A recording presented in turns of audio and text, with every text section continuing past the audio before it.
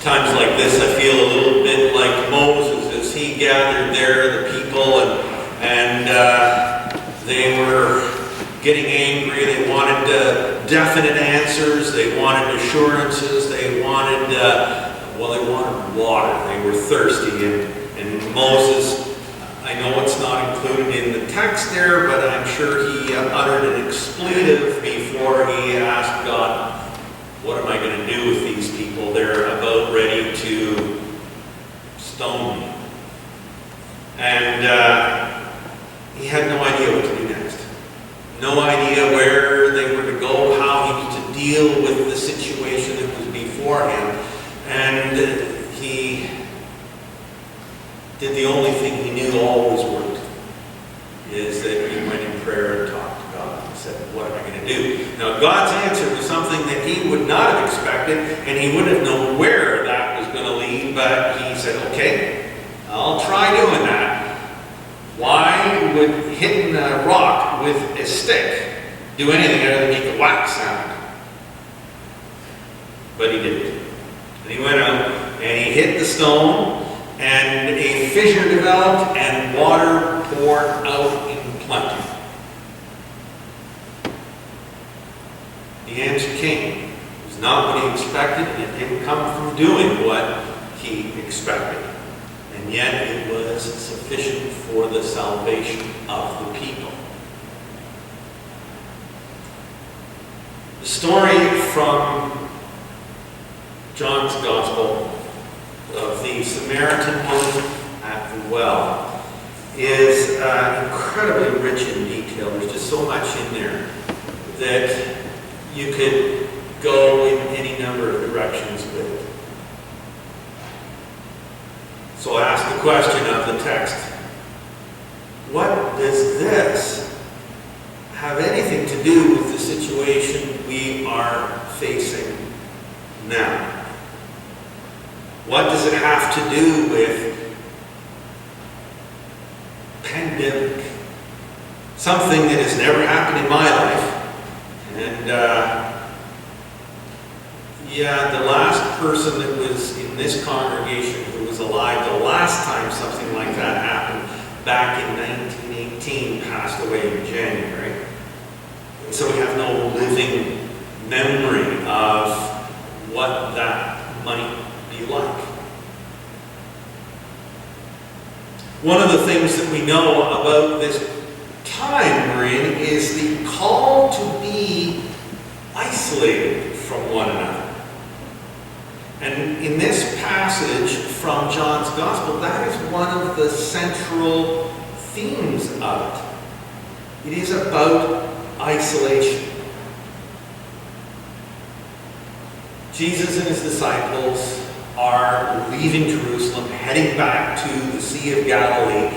They decide to take the more difficult, slightly longer route through Samaria, rather than going a little bit east and going through the Valley of Jordan to Galilee. They go that way for a reason. The disciples don't know what it is. They're doing something different. This isn't expected. They're maybe not aware of the dangers that they are in or will be coming into or could be in. Jesus is aware. And they head up the more direct but rugged route. And it tells us that they stop at Jacob's well. Now, Jacob's well, nowadays, is in the middle of a small city. So you could imagine kind of being in the middle of Oshawa, about the size of Oshawa. That's how many people live around Jacob's well now. But back then, it was off by itself in the wilderness. If you can kind of imagine the scene, there are two mountains. On the south side of the valley, there's Mount Gerizim, and on the north side of the valley, there's Mount Ebal. And there is a valley that runs between them, and as the valley opens out onto the plain that eventually makes its way down to the Jordan River, there is this well. And there are 3 villages that are each a couple of kilometers away from it. One further up the valley, one a little bit to the north, and one a little bit to the south along this trade route that Jesus and his disciples have traveled along. They've been traveling through a pretty rugged stretch of semi-arid land. And they stop at Jacob's well in the middle of the day. It tells us it's at midday. And they stop there and they are out of food, out of water, time to go into the shops and get something. I hope they don't need toilet paper because that's all gone.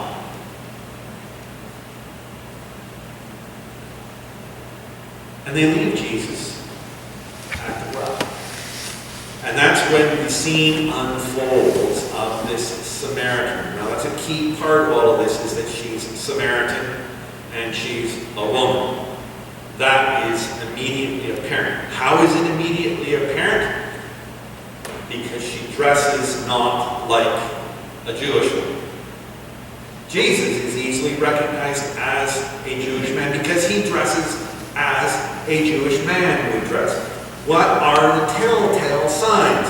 One of the things is his prayer shawl, and the tassels of which would show.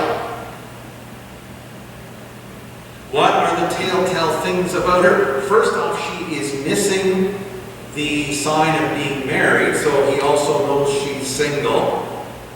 But the dress is different. Other than that, there are no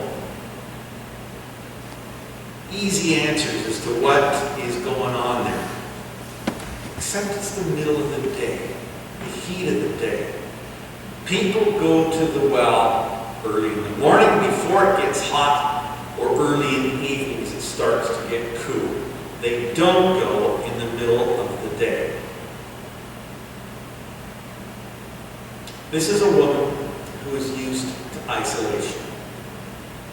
She is socially isolated. Now we're just kind of figuring out what that means in our context, what it means to be socially isolated.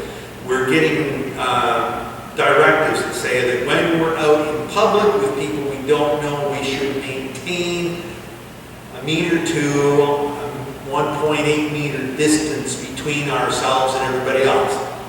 I haven't seen it yet. I was in a store on Friday and people were jammed in line within the grocery store trying to get the last of everything before the apocalypse comes upon us, it seemed, rather than being spaced out in a way that would prevent transmission of any illness.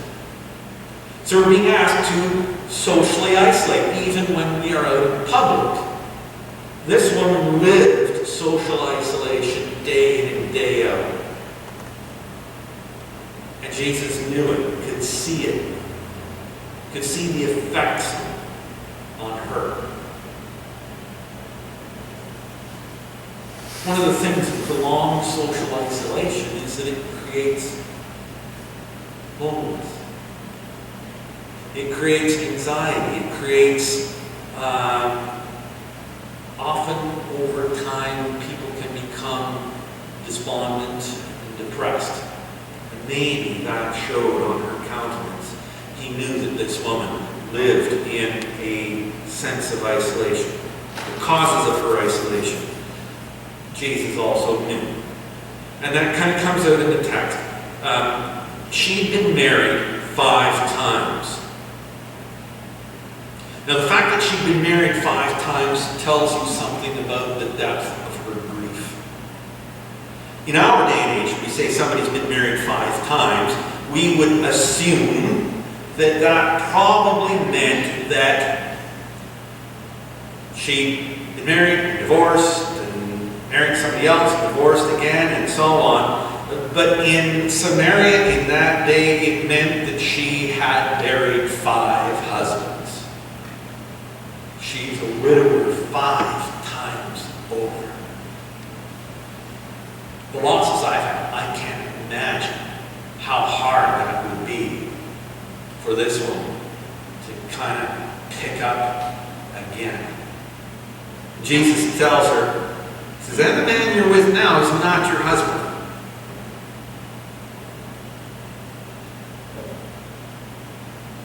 And that in itself is problematic in that society. But I can understand why she's not.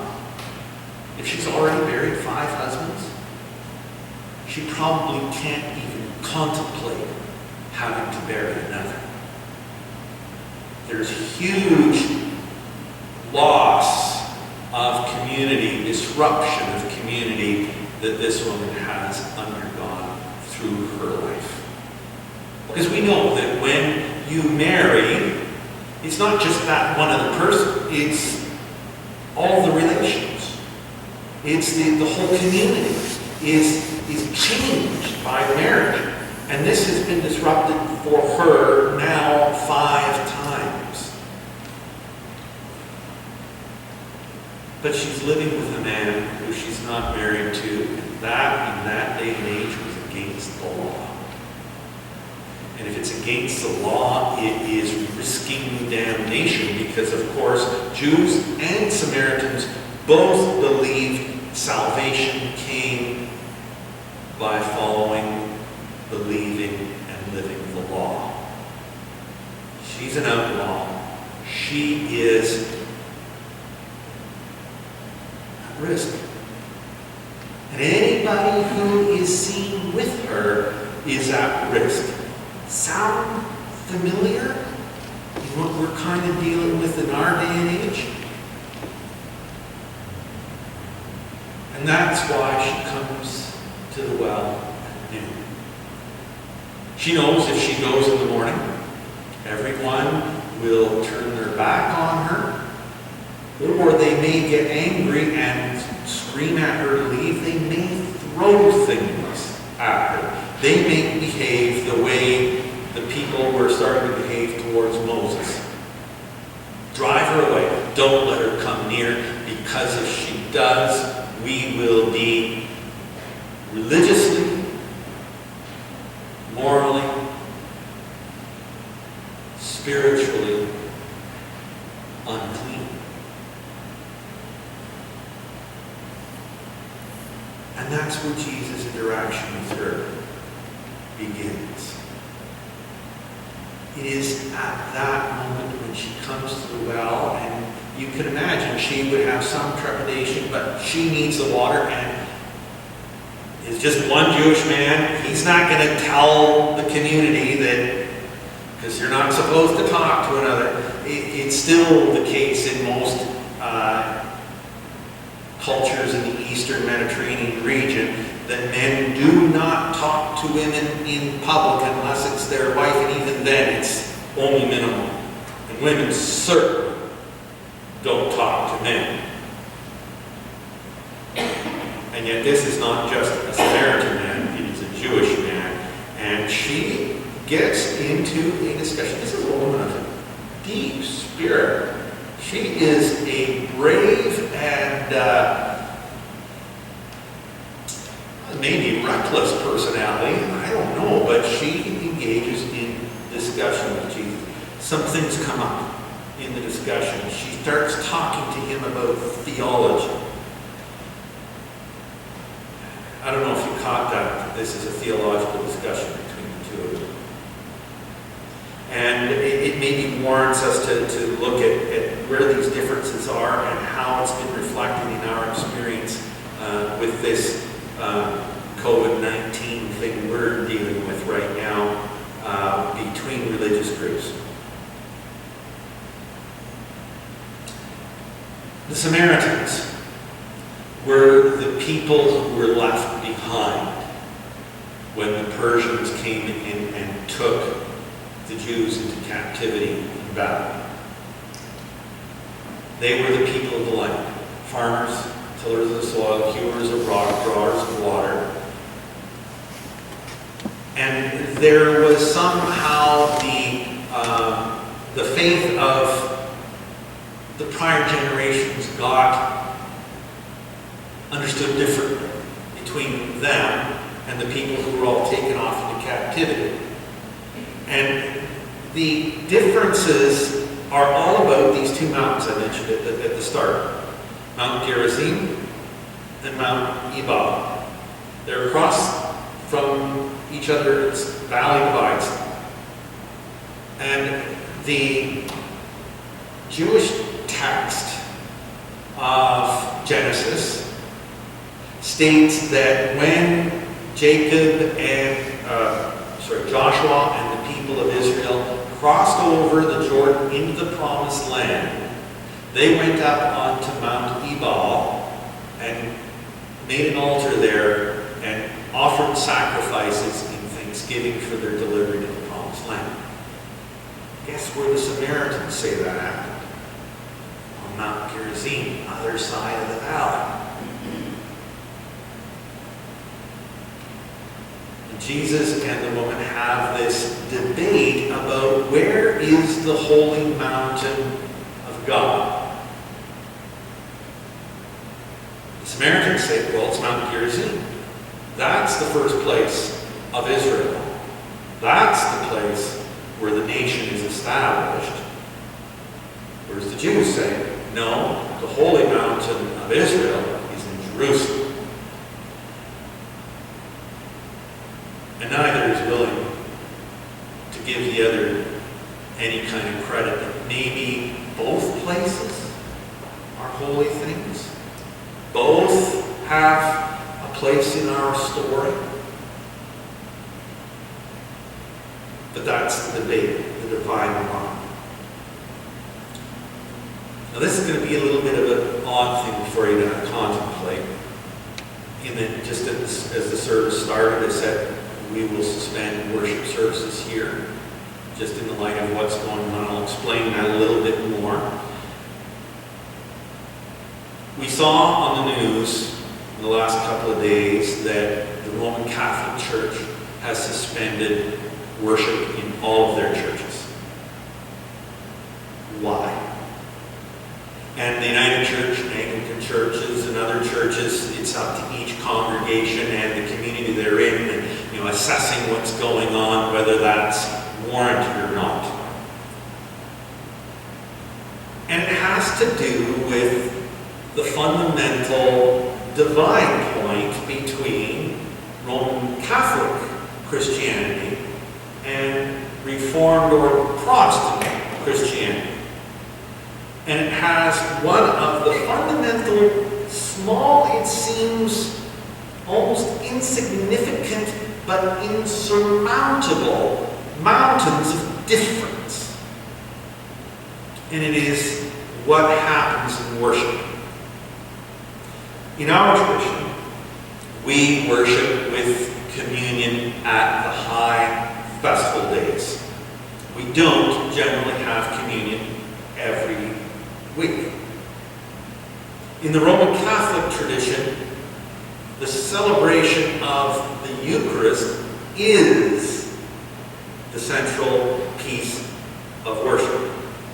In the Roman Catholic tradition, you cannot have a worship service without serving communion.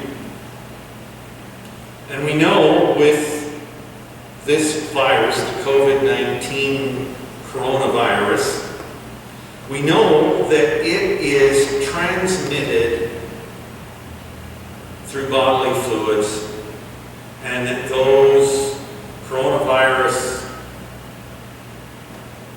will persist on a metal surface for between 10 and 12 hours. If you have to share a common cup, and they have to, they can't do little individual cups like we do, because of the central tenet of their faith, which says that at the point of the prayer where the incantation is done, there is a transubstantiation of the wine and the host into the body and blood of Christ. You have to come to a common cup. If you can't come to a common cup, you're not sharing the body and the blood of Christ. It is a either or. It isn't. There's no nuance to it. So if you can't come and share the common cup, you cannot have a public worship service within the Roman Catholic tradition. They're mutually exclusive things.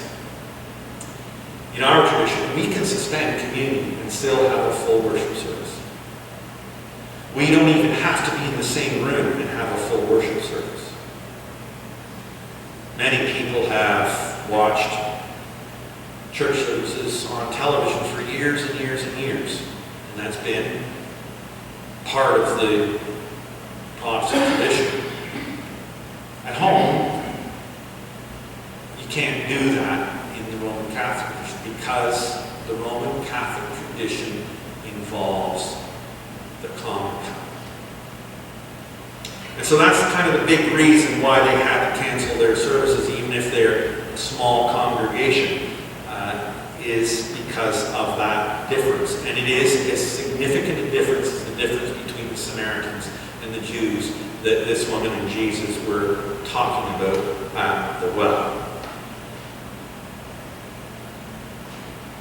Jesus talked with her about this new kingdom of God that he was introducing to people. And he was talking about removing people from the necessity to be locked to human-constructed things like the temple in Jerusalem, or in the case of the Samaritans, the shrine on the top of Mount Gerizim. And saying that the spirit of the religion is the Word of God. And then all these other things bring you closer to that, but are not that.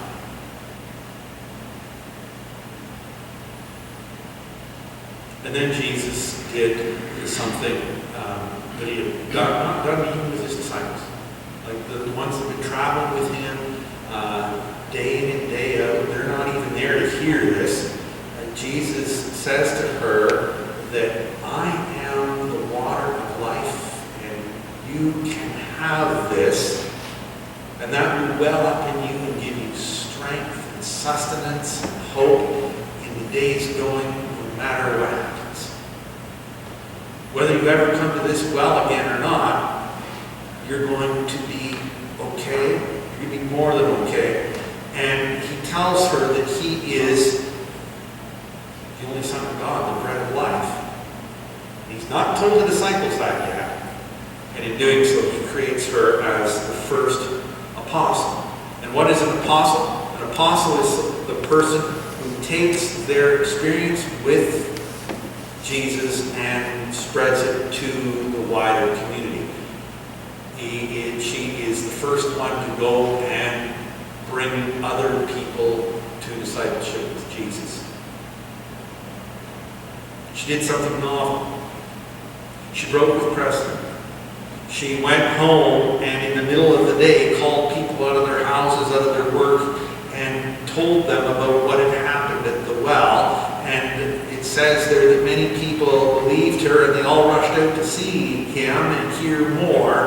And it says that even more, once they saw her Jesus, were convinced of the truth. So what does that mean for us in our day? I think it means a number of things. First one is we have to do things different. We have to be innovative. We have to think outside the box, whether it is taking a stick and hitting a rock, or whether it's going and calling people out of their homes from their siestas in the middle of the day. It is doing things differently than how we've been doing them. And I'm not quite sure how that is. One of the ways that I'm seeing other congregations doing this, Orono United Church. Little Orono United Church, a little village north and east of here, has created a streaming service that you can watch online at any time you want. I haven't looked at it yet. I just saw that come through this morning. And they have it up as of yesterday because they canceled their worship service in their church today, but wanted all their people to know that they could come to worship by watching this online. We have that technology. What we don't have is the known skills, so it means having to do things that we've never done before.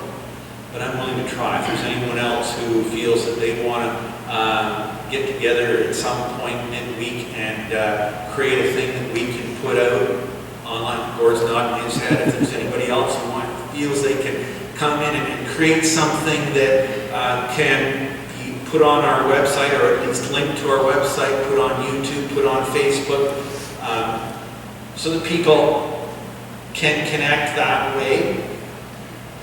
The other thing that we can do is we can be less passive in our phone calls. This is a hard one for me. I'm a very, they've got that chart of introvert extrovert scale. I'm way over on the introvert end of things, and this is going to ask me to move way over to the other end, the part that I'm not comfortable with. I would much rather email or text somebody than call them up and talk to them on the phone, and that's just my own functionality. I'm not like that woman at the well who will come and talk to strangers without any difficulty. But there's a thing we can all do. It doesn't have to be just me. It can be anybody in the congregation. Through the week, there are people who are at home, isolated, anxious, afraid. And they're not just older people. They're young people too. They're even children. That they're afraid. There's so much going on out there, fear, that has caused some people to ignore the disease that's going around and think it's cholera or dysentery. It's not. You don't have to have a garage full of toilet paper. You really don't. But what we do need to do is, and I don't know if you've seen the things that have come out recently about what is required of us at this time. What is required of us as a society, as individuals, is we need to help our healthcare system by doing something that's called flattening the curve. That, as we've seen in other countries, that this COVID-19 thing is coming. It is here. We've had now diagnoses of individuals in Oshawa for the first time. So that's happened now. So it is here now. If we don't change the way we behave in the next little while, what could happen is what's happened in countries like Italy and Iran and South Korea, where nobody changed what they were doing fast enough, and they had this huge spike. So you had the numbers of cases doubling, tripling, 100-fold overnight. And just to kind of underline again back, I was talking about communion and why the Roman Catholic Church has suspended services worldwide, is because one of the epicenters of the outbreak in South Korea was at a Roman Catholic Church in Seoul, where the people came and had communion by the common cup. And there were 1,450 new cases after church that day from that. So we have to change the way we behave. And the way we need to behave right now is we need to slow the spread of this disease so that our healthcare system can handle it. Yeah, it is coming, but if it can be spread out over a month rather than a week and a half, then our healthcare system can handle it. So that's why we're asked to do these self-isolation things. We may not get sick, and hopefully none of us here today will. Even if we do get sick, we may be just mildly ill. We may have just a slight flu, a little bit of fever, nothing serious. That's what happens with 98% of the people who get it. It's not a serious illness. But for those who are elderly or have other health concerns, it can be catastrophic and life-threatening. And we don't want to be what are called vectors of the spread of the illness. And a vector is someone who transmits it from one infected person to another infected person. So the way we don't be vectors is we be like the woman at the well. We go when it's not busy. We try to create a comfortable distance. Like in her case, it was about religious and spiritual impurity. For us, it's about physical health impurity. And so we need to take that seriously. And she provided an example of being a responsible person and not making it an issue for everybody else. And so that's what we're being asked to do, is to not make it an issue for everybody else, whether we have it or not. But we shake hands with person A, and then we shake hands with person B, and then we wash our hands and use the sanitizer, and we're not sick, but person A was sick. We just took all those nice viruses and gave them to person B.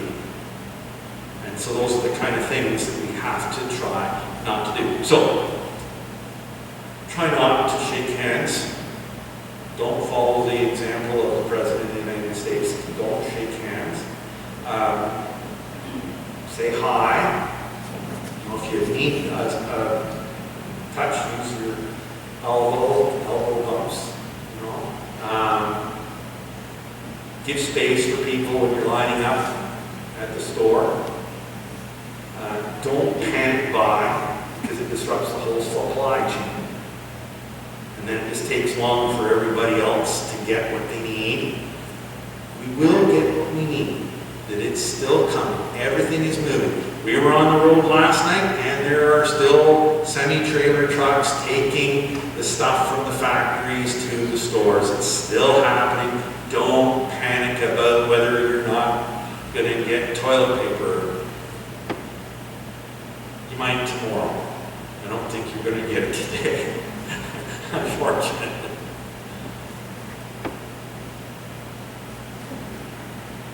But do the good things.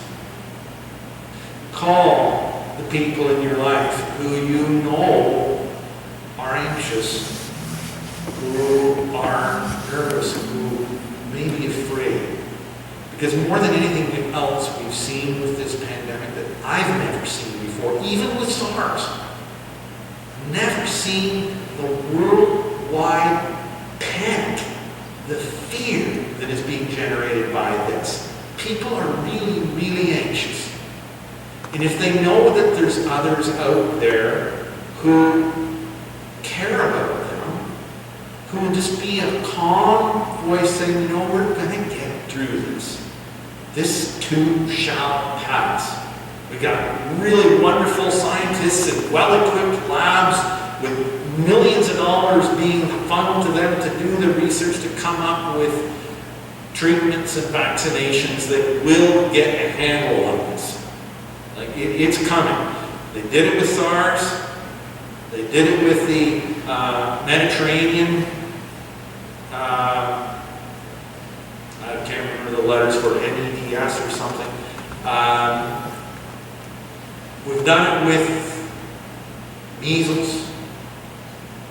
We've eradicated smallpox. This will be contained. It's going to take a little time, but it will be contained.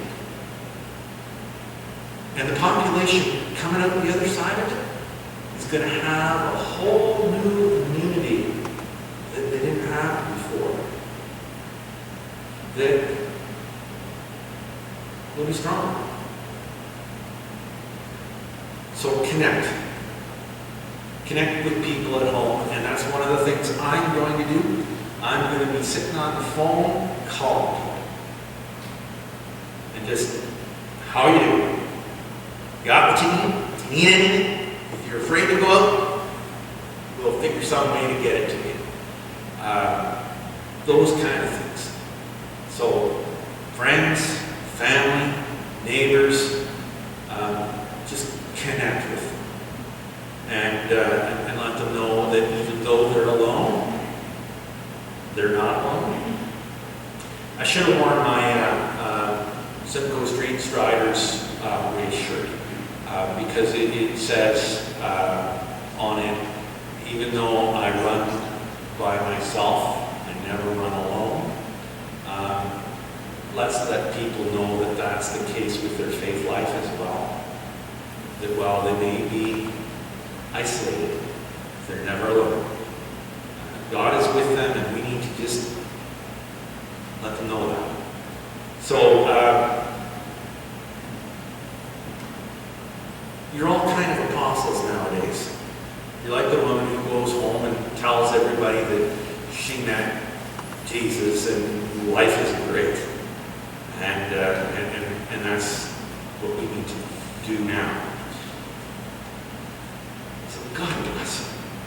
God bless you for being the brave ones coming out today. For coming together, for being such witnesses in this time of courage, and I appreciate you.